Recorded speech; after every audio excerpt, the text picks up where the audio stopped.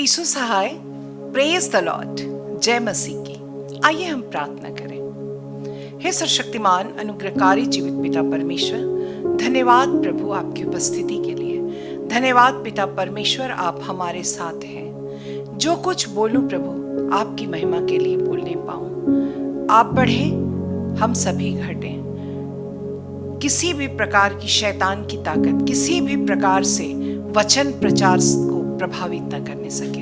इस प्रार्थना को सुनिए और स्वर्ग राज्य में ग्रहण कीजिए। आमीन। यूहन्ना ने पद्मोस टापू में जब यीशु मसीह का दर्शन किया, उसने तुरही की आवाज सुनी। जब से प्रभु का स्वर्गारोहण हुआ था, उन्होंने उसकी आवाज ना सुनी थी। कलीसियाएं आर्थिक, सामाजिक और राजनीतिक यातनाएं झेल रही थी। कई अपने विश्वास के कारण मारे जा रहे थे। पद्मोस टापू से समुद्र का दृश्य बहुत खूबसूरत नजर आता है। जिन लोगों ने ये देखा है, उन्होंने बतलाया है। अतः प्रकाशित वाक्य समुद्र की आवाजों तथा दृश्यों के वर्णन से भरा पड़ा है। यहाँ यूहन्ना अपने आप को तुम्हारा भाई कहकर संबोधित करता है। पोप यूहन्ना या पास्टर यूहन्ना नहीं। यह हम सभी के लिए एक अच्छा उदाहरण है कि हम अपनी पदवी का घमंड ना करें, खुद को मसीह का दास और समस्त कलीसिया का भाई या बहन समझें। हमने आज उतनी तकलीफें नहीं पाई हैं जितनी शुरुआती दौर के मसीहियों ने पाई थी, किंतु इतनी स्वतंत्रता के बावजूद बहुत कम लोग हैं जो प्रभु यीशु मसीह का सुसमाचार अन्य लोगों के बीच फैलाने की इच्छा रखते हैं। यदि हम आसान वक्त में अपने विश्वास को बांटने से हिचकेंगे, तो हम कठिन समय में क्यों कर बता सकेंगे। जब रोमी सरकार सताहट कर रही थी, यूहन्ना भी आश्चर्यचकित था कि चर्च या कलीसिया कैसे बचेगी और इस सताहट के विरुद्ध कैसे खड़ी होगी। मगर ऐसे वक्त में यीशु मसीह अपनी पूरी महिमा के साथ आ खड़े हुए और उन्होंने यूहन्ना के विश्वास को यह कहकर बढ़ाया कि कठिन परिस्थितियों में भी वे हर एक बातों की निपटने में हमारी सहायता कर सकते हैं। यहाँ यूहन्ना की अवस्था देखकर यह समझा जा सकता है कि जो लोग यीशु के राज्य के उत्तराधिकारी होते हैं, वे कष्ट उठाते हैं। यूहन्ना ने दर्शन प्रभु के दिन यानी रविवार को पाया था, यानी वो पवित्र आत्मा की उपस्थिति में था, जागृत हालत में था। हम भी जब आत्मिक तौर पर जागृत हालत में होते हैं, प्रभु का दर्शन पा सकते हैं। हमें याद रखना चाहिए कि दानियल ने भी ऐसी ही परिस्थिति में प्रभु का दर्शन पाया था। सताहट के दौर में यूहन्ना ने प्रभु की आवाज सुनी। जब हम आत्मा में होते हैं, हम प्रभु की आवाज सुनते हैं और उन्हें अनुभव कर पाते हैं। ये आवाज तुरही के माफिक थी। यीशु मसीह ने यूहन्ना को आज्ञा दी कि जो कुछ तू सुन रहा है, उसे एक पुस्तक के रूप में लिखकर 7 कलीसियाओं को भेज दे। ये 7 कलीसियाएं थीं: Ephesus, Smyrna, Pergamum, Thyatira, Sardis, Philadelphia और लौदीकिया। यहाँ ये ध्यान देने की बात है कि जब यूहन्ना परमेश्वर की आराधना कर रहा था, प्रभु ने उससे बातें की।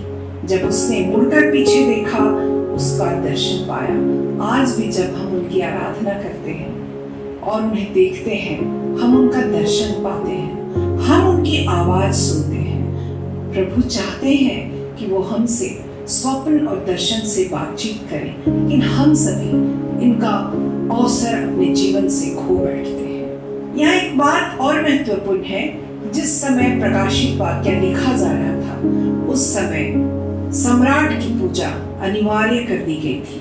आज्ञा नहीं मानने के कारण मसीहियों को जेल भेजा जा रहा था और प्राण दंड सुनाए जा रहे थे। इस कारण कुछ मसीही अपने विश्वास से भटक जा रहे थे, कुछ निराश थे, कुछ दुविधा में थे। अतः मसीह ने अपने दर्शन के द्वारा सबके विश्वास को बढ़ाया। यूहन्ना ने जब आवाज सुनकर पीछे की ओर देखा तो उसे सोने के 7 दीवटों के मध्य में मनुष्य के पुत्र सदृश कोई दिखलाई दिया। यह दीपदान वैसा ही था जो मिलाप के तंबू में हुआ करता था। यह 7 दीपट उस समय की 7 कलीसियाओं को इंगित करती है जिनके बीच में यीशु मसीह विद्यमान थे। इससे कोई फर्क नहीं पड़ता कि कलीसियाएं कितनी सताहट पा रही हैं।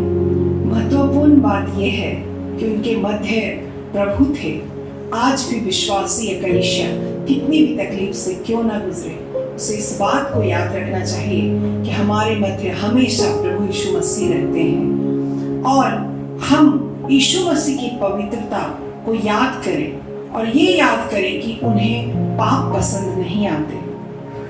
यहाँ यूहन्ना को सोने की दीवटें इसलिए दिखाई दी कि हमारी कलीसियाएं इस संसार में सोने की तरह चमकती हैं। उसने यीशु मसीह का जो दर्शन देखा वो महिमा से पूर्ण था।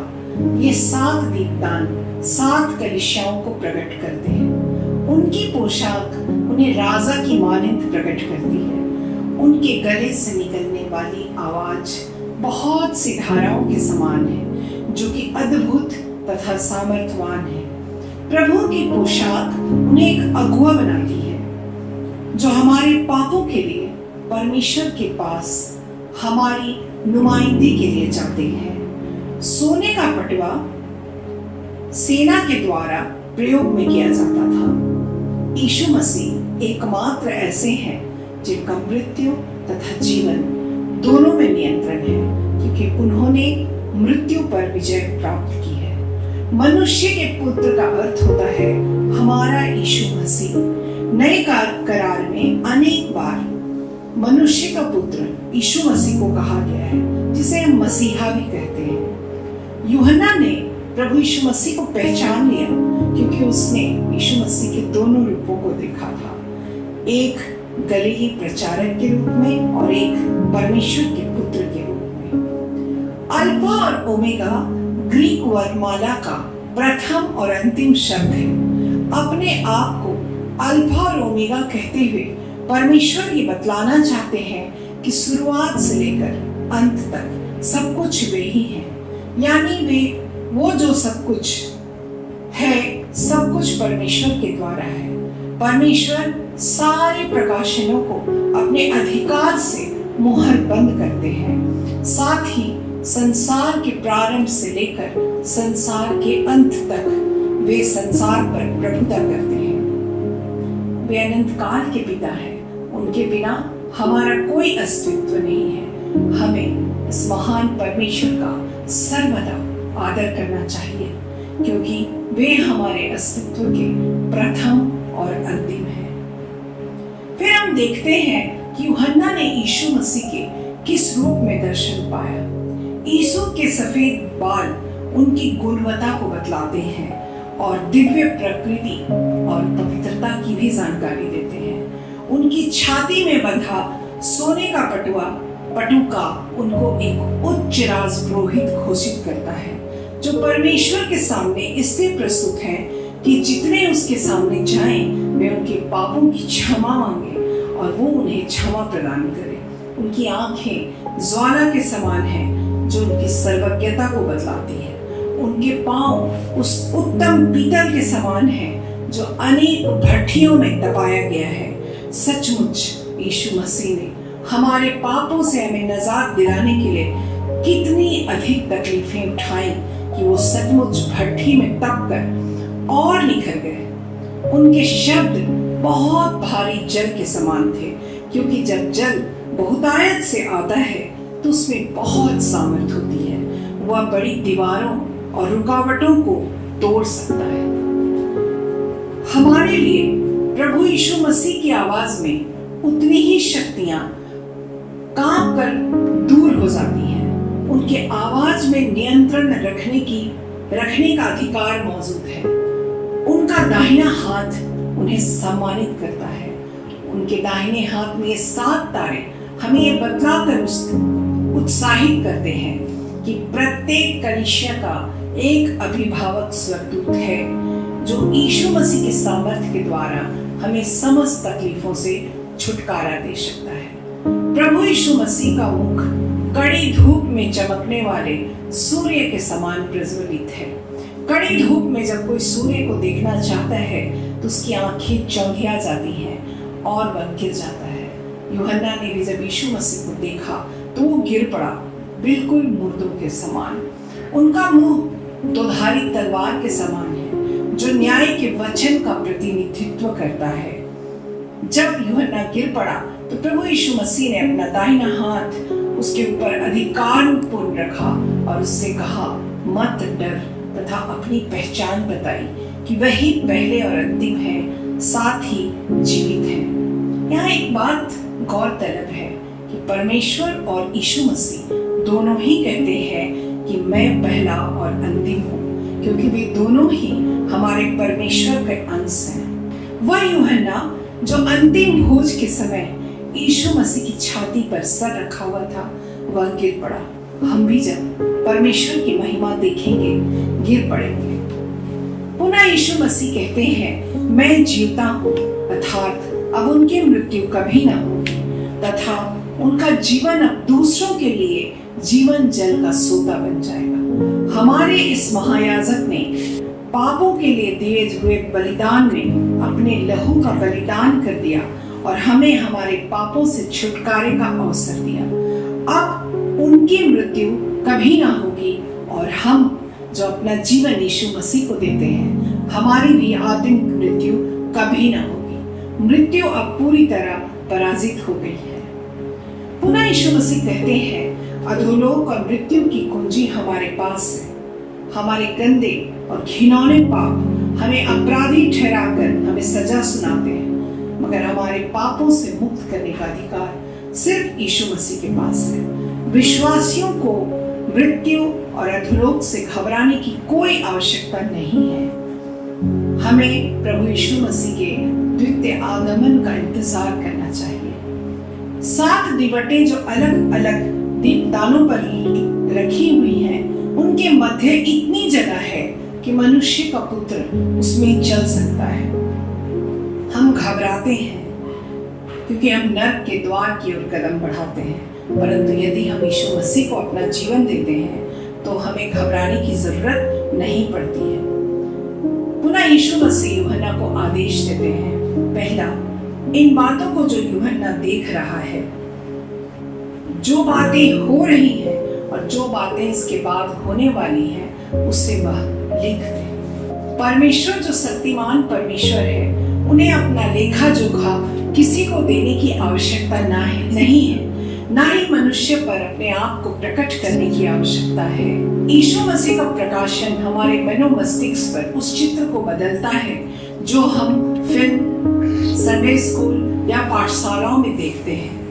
हमें प्रकाशित वाक्य को पढ़ते हुए परमेश्वर पिता की सामर्थ्यपूर्ण उपस्थिति के द्वारा अपनी जिंदगी को बदलने की कोशिश करना चाहिए। आज के समाचार पत्र हिंसा और बुरे राजनीतिक, आर्थिक, सामाजिक विषयों की सूचना में भरे रहते हैं, जो हमें अवसाद से भर देते हैं और हमें सोचने पर मजबूर कर देते हैं कि हमारे संसार की अवस्था क्या है। ऐसे समय में परमेश्वर की भविष्य के लिए दी हुई योजना हमें उत्साह से भर देती है। आज भी लाखों लोगों की भीड़ में जब हम खालीपन महसूस करते हैं, अगर हमने अपना जीवन परमेश्वर को दिया है तो हमें खालीपन नहीं लगता, हमारा जीवन आनंद से भर जाता है। हमें याद करना चाहिए, यूहन्ना अकेला था जब उसने प्रभु का दर्शन पाया। यदि आज हमारे लिए एक बेहतरीन मौका है, यदि हम अकेले हैं, हम प्रभु के साथ एक प्रगाढ़ और गहरा रिश्ता स्थापित कर सकते हैं। यदि आज हम सुसमाचार प्रचार के दौरान तकलीफ उठाते हैं तो हमें याद करना चाहिए कि शुरुआती कलीसियाएं कैसी तकलीफ उठा रही थी। प्रकाशित वाक्य की पुस्तक अच्छी तरह से तभी समझी जा सकती है जब हम एक दास बनेंगे। परमेश्वर ने हमारे साथ क्या किया, इसकी हमें कोई शिकायत नहीं होगी। चतुराई का इस्तेमाल करते हुए हम इस पुस्तक को नहीं समझ पाते।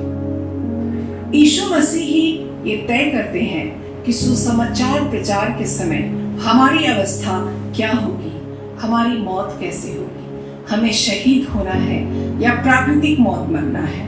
यूहन्ना अपने आसपास की कलीसियाओं को भटकता हुआ देख रहा था। यदि वो परमेश्वर की महिमा को नहीं देखता तो वो बहुत परेशान हो जाता। आज हमें भी हर हालत में परमेश्वर की प्रतिज्ञाओं को याद करना है, प्रकाशित वाक्य पढ़ना है, ताकि संसार की इस विकट परिस्थिति में भी हम प्रभु यीशु मसीह का इंतजार कर सकें।